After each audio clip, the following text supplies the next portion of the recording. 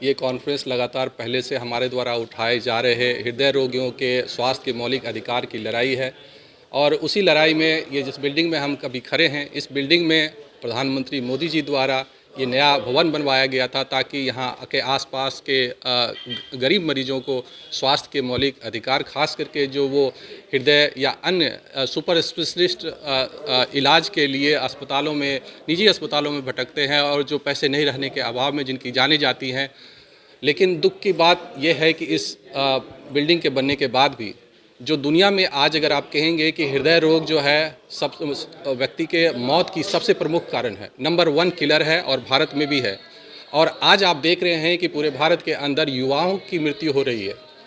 अगर इस हमारे और उसके बाद भी आप देखेंगे कि इससे पहले आपने देखा था कि जो वर्तमान चिकित्सा अधीक्षक महोदय हैं श्री डॉक्टर के गुप्ता जी, उन्होंने जबरन हमारे कैथ लैब में ताला लगा रखा है, जो कि महीनों की लड़ाई के बाद उनको मजबूरन खोला था उन्होंने।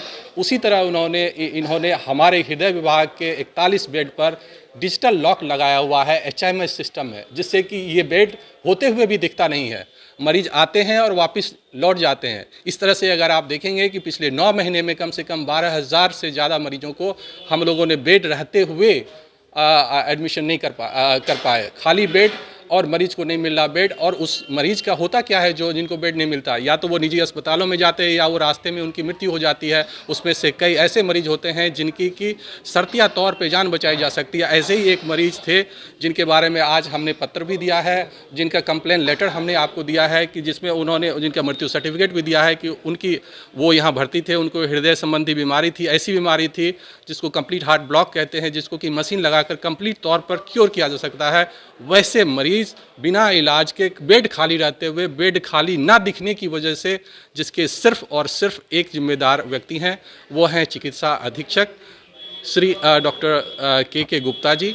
और इन्होंने ही वो डिजिटल लॉक लगाकर उसको इनविजिबल कर दिया। यही नहीं, वो हमारे यहाँ अस्पताल ये के लिए कर्मचारी नहीं दे रहे हैं और जबरन उसको भी हरका रहे हैं, जो कर्मचारी देते हैं, जो उनके नर्सिंग सुपरिटेंडेंट हैं या और जो दूसरे 3rd 4th ग्रेड कर्मचारी आवंटन करते हैं, उनके जो प्रमुख हैं उनको हरका के कि यहाँ बेड मतलब मरीज नहीं देना है, मरीज के लिए स्वीपर और वार्ड सहायक नहीं देना है, उनके लिए नर्सिंग स्टाफ नहीं देनी है। और इस तरह से अमानवीय नहीं, और ये संहार रचा गया है जिसमें सैकड़ों मरीजों की जान चली गई है और कई लोग गरीब और कंगाल बन चुके हैं अपने निजी अस्पतालों में जाकर इलाज कराने से।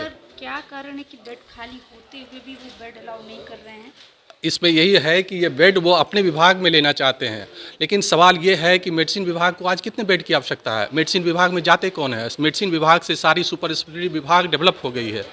वो अपने लिए सिर्फ मेडिसिन और सर्जरी विभाग मिलाकर 330 बेड अलॉट कर लिए हैं, जबकि जितने भी सुपर स्पेशलिटी हैं, 12 ब्रांचेज हैं लगभग, उन सबको मिलाकर उसने मात्र 290 बेड दिए हैं। यानी कि सारी सुपर स्पेशलिटी ब्लॉक जिनको कि सबसे ज़्यादा बेड की आवश्यकता थी, उनको मात्र सभी विभागों को मिलाकर 290 बेड, और उनके सिर्फ 2 मेडिसिन और सर्जरी विभाग मिलाकर 330 बेड।